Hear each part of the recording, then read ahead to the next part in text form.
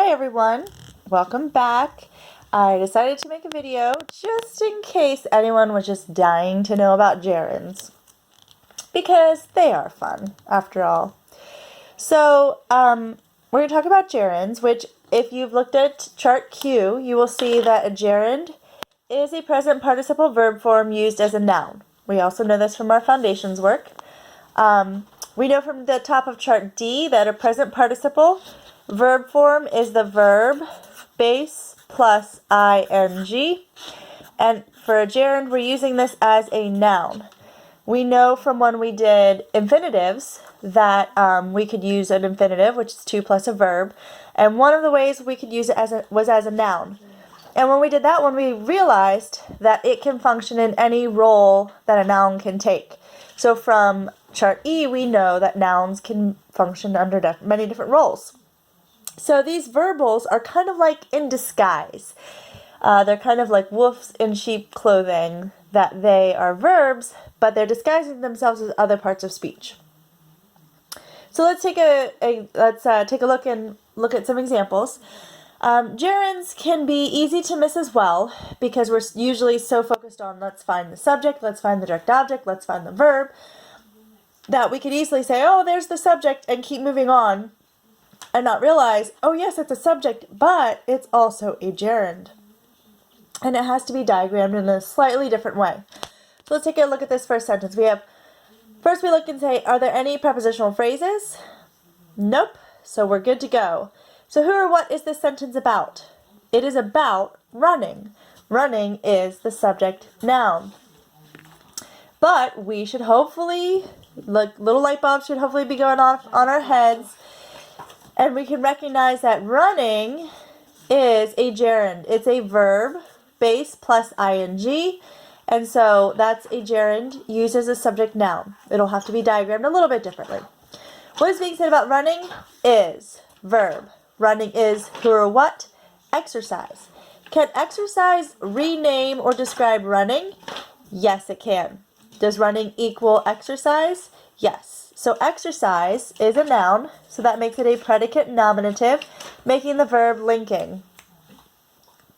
What kind of exercise? Great exercise. So that's an adjective.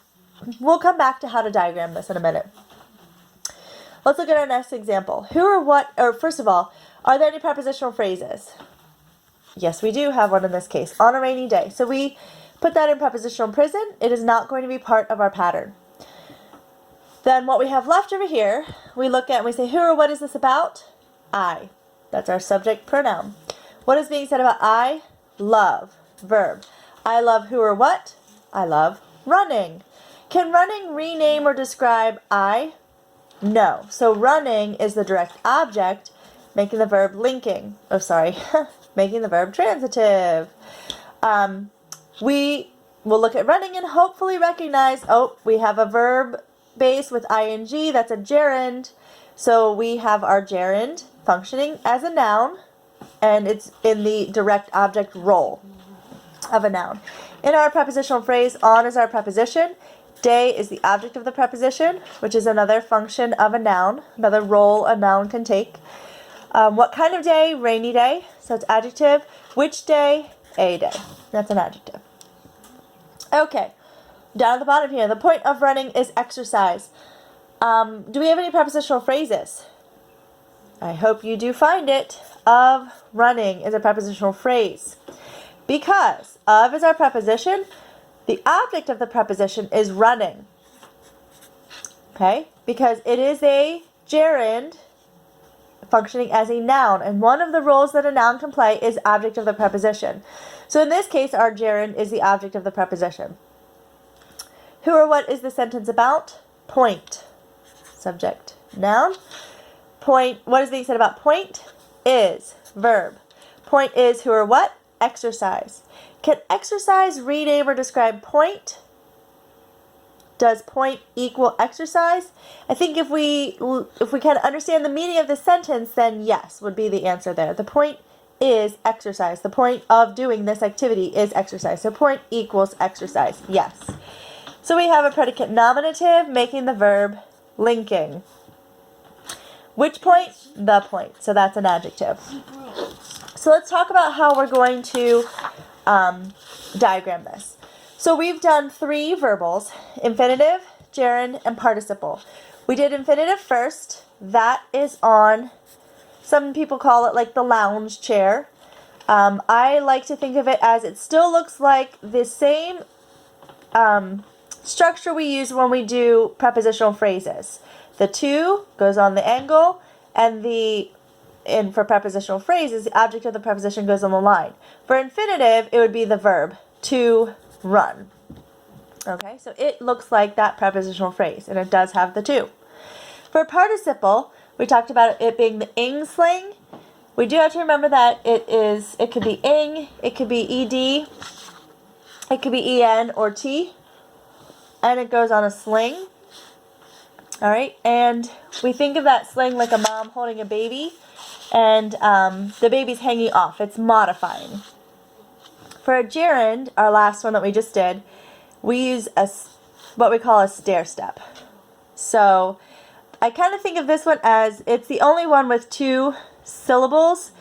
So I think gerund, and that helps me remember it's the stair step. Gerund. And we actually just then write the gerund on an angle on this stair step. So if we look at one of the sentences we did, I love running on a rainy day. We already went through the question confirmation.